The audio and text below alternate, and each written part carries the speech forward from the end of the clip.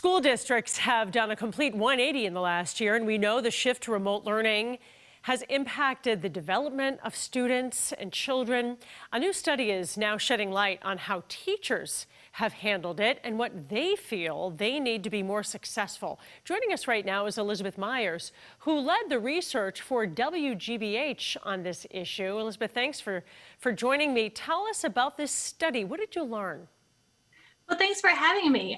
We had a really unique opportunity to run this survey. We had previously fielded a survey in February and March to educators to understand what they needed in terms of teaching with digital media and technologies in their classroom. And that was a totally different educational setting at that time.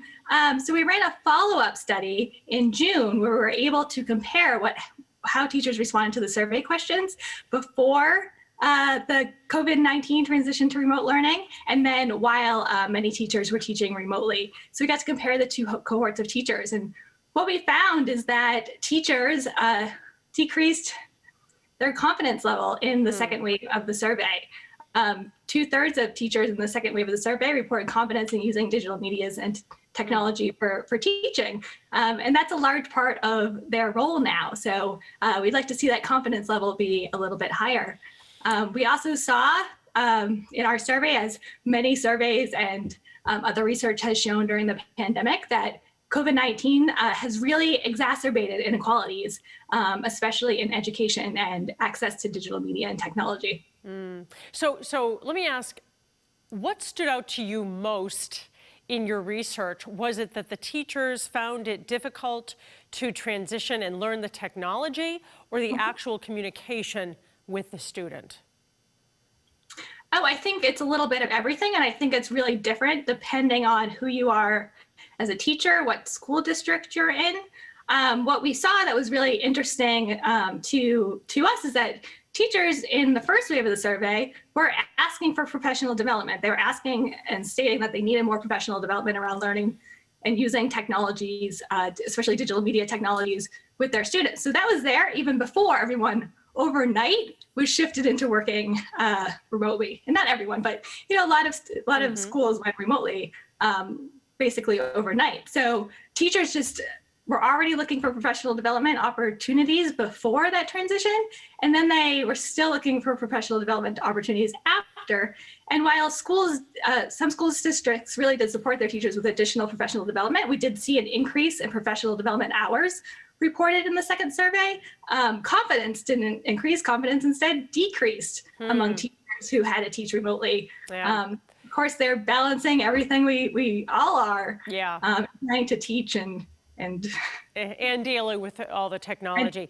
So this data for the study was collected in June. I can imagine you anticipate problems persisting now when we're here almost a year later, and if teachers had their confidence plummeting in the summertime, it could be even worse now, right? Well, we don't have data on it, so I don't want to speak to exactly what is happening now. There is some hope that over the summer, teachers were able to get some additional support, some additional training. I can't speak to whether or not that is true, but we would hope that that would happen. We saw some discrepancies in the technology access that students had. So we saw some gaps in students who had devices at home versus devices that they were getting from schools in terms of both the laptop and the Wi-Fi hotspot.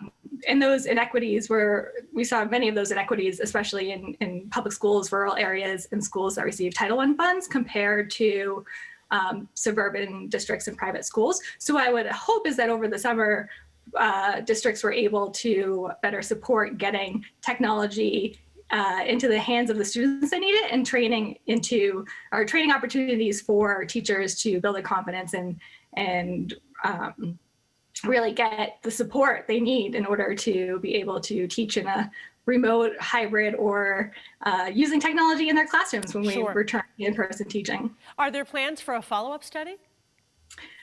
We would love to do a follow-up study. As a public media organization, we need the funding to do so. So it's not currently on my agenda at the moment, but I would absolutely love to do a follow-up survey to see how teachers are faring now. Excellent. Elizabeth Myers, Director of Research and Evaluation at WGBH. Thanks so much. Thank you so much.